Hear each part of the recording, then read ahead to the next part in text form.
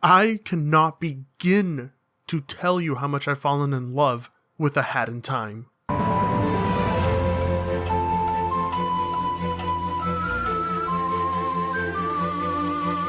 Now let's get a few things set straight here. In total, I've only got about 5 hours in this game. And yet, within those 5 hours, not only have I experienced quite possibly one of the best games of this year, but also quite possibly one of the best 3D platformers of all time. And I know to all the people out there with pussy lips, that's probably going to hit them hard.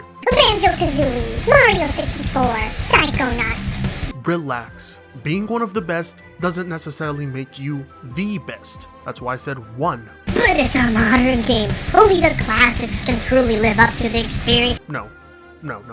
This game, right here, made me wet. And I'm a guy. If there was any possible way for me to describe A Hat in Time, it would be the greatest GameCube game ever made that wasn't on the GameCube. Is that confusing? Maybe it's a little confusing.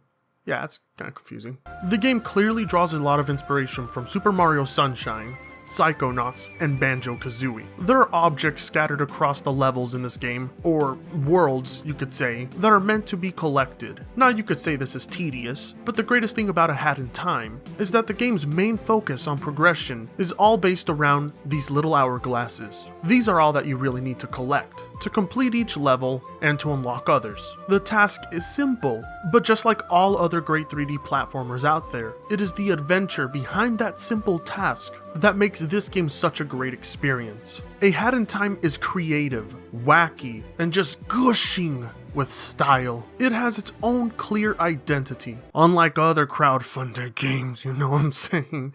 We'll get to you eventually. And yes, like I said, this is a crowd-funded game, which history has shown us can be a complete waste of your investment.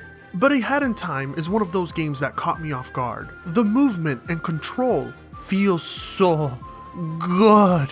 It's bliss.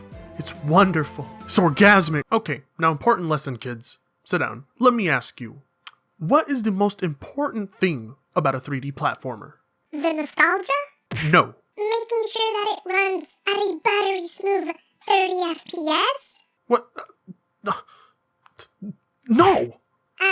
No, put your hand down. The most important thing about a 3D platformer is the controls and camera angle. A Hat in Time controls as smooth as you would expect a Nintendo platformer to do. At no point in the game did Hat Kid ever feel floaty, clunky, or misguided. There are a couple occasions where the camera angles get a little awkward, but that's normal for most 3D platformers. It's not consistent enough to really break the game. Hat Kid's moveset is completely inspired by Mario. There's the jump, double jump, dive, and then pressing A again after the dive to cancel the action. These 4 elements are what makes controlling Hat Kid so good. Plus, there's even this nice little inclusion where Hat Kid will even run up the wall, which adds so much to the platforming segments. Plus, that I mentioned, she's so adorable. Just want to pinch her cheeks. But of course, my first 5 minutes of this game weren't exactly good, as the first level to any 3D platformer usually sets the mood for the rest of the game, and Mafia Town, in comparison to every other level that A Hat in Time offers, feels so disjointed and unintuitive. But it's not long after you complete the very first objective that the real mood for the game is set in. Unlike Banjo-Kazooie or Mario 64, A Hat in Time does not remain an open-ended collectathon. The game is constantly putting you in different scenarios that are all creative and fun and really spice up the game. This is where A Hat in Time has its own identity. That, of course, in this really creative hat mechanic. Did I mention the hat mechanic? I forgot to mention the hat mechanic. Why did I forget to mention the hat mechanic? Scattered throughout each level are yarn balls, which you can collect and turn into lovely hats. Each hat has a unique ability that's either exclusive to its specific level or can be used in all levels. Like this cool one that lets you go like across the place right here with like the ice. It's like, oh, it's so fun. Then there's this one that lets you run faster. Ooh, and then the witch hat that lets you make explosives. There's just so much variety. I'm sorry. Oh, let me calm down a bit. I fucking love this game. That's so good. Come on, baby, make it hurt so good. Another feature that really spices up the gameplay are these badges that can be bought by pawns you collect throughout the levels. Some add to the gameplay, while others are just for plain fun. For instance, there's the magnetic badge, which will attract health or pawns near you. And then there's one of my favorite badges. Granted, it's kind of pointless and useless, but that's the mumble badge, which will allow characters to talk to you as if they're straight out of a Gamecube game. You know, things like,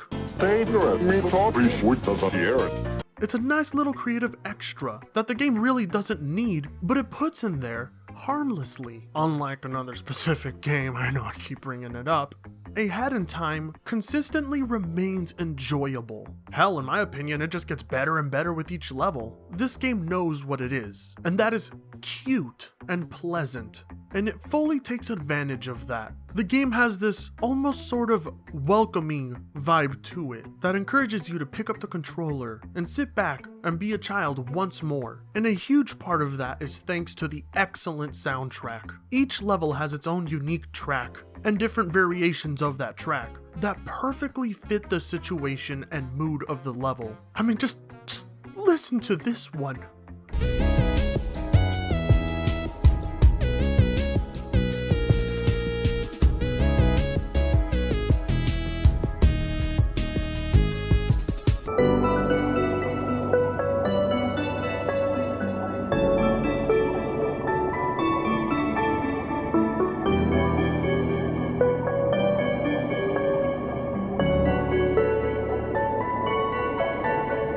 I'm sorry, Steve Perry, step aside. Just the title music alone excites adventure, joy, and wonder. Usually when it comes to talking about games I really love, I don't like to spoil all the mechanics or all the levels, as that's something I really wish the players would discover on their own. All I really can tell you is that I love this game so much, I went back and replayed levels just for the admiration of how well they're designed. But of course, because of a specific game, this one might fly under everyone's radar. So that's why I'm encouraging you to give it a try and see for yourself. If you're a lover of 3D platformers, this game is a love letter to all of them. But that letter of love is not as strong as my love for you guys. Which is why I also strongly encourage you to join my Discord. It is the best way to get in contact with me, and you're always guaranteed a reply from this lovely popsicle stick man. Also follow me on Twitter. Need to get that shit going. Follow me. No, seriously. Follow me. And if you really love me and all that I do and wish to see more consistent content put out there, it would mean the world to me if you could maybe drop a donation to my Patreon. As things are moving forward with this channel, I have a strong feeling I can take it elsewhere. Maybe even go part-time with it. But again, that is completely up to you guys. The best support I can receive from you guys is by simply watching my videos and commenting, whether that's a love or hate comment. And as always, it's been great seeing all of you and your gorgeous, sexy faces. And I will see you again with something else very soon.